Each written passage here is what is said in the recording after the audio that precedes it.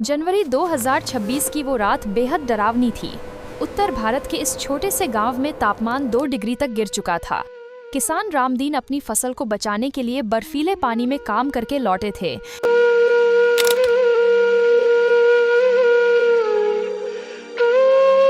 लेकिन ठंड ने उन्हें जकला लिया था।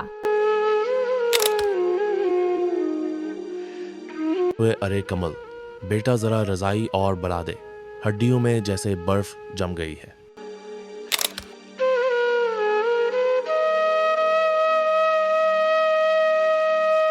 बाबूजी, आपका शरीर तो आग की तरह तप रहा है।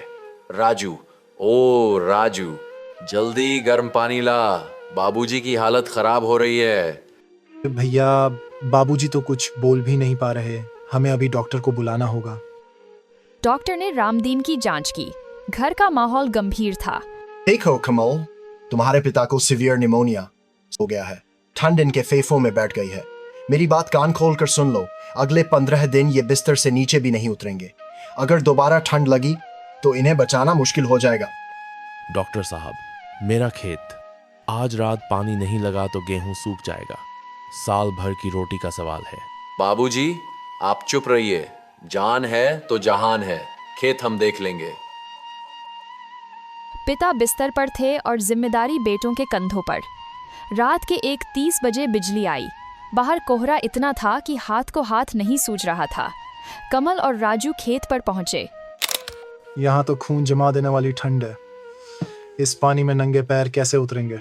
मुझे तो डर लग रहा है। राजू, देख उस फावड़े को।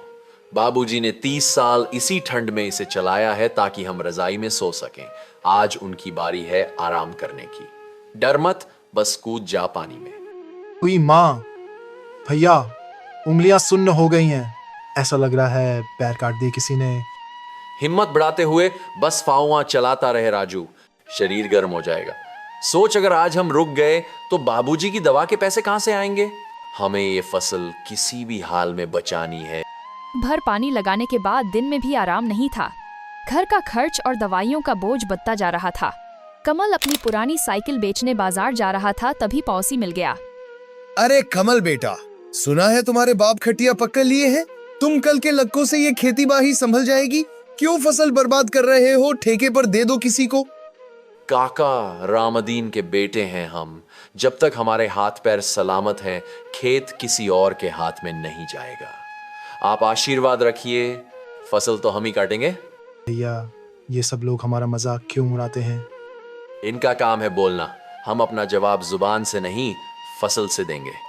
चल, अभी खाद की बोरी लानी है। दिन बीतते गए।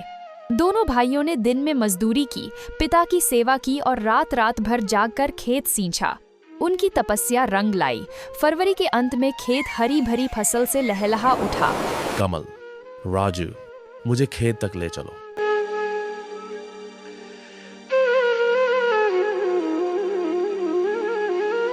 बाबूजी, देखिए आपकी फसल। गांव में सबसे अच्छी बालियां हमारे खेत में आई हैं।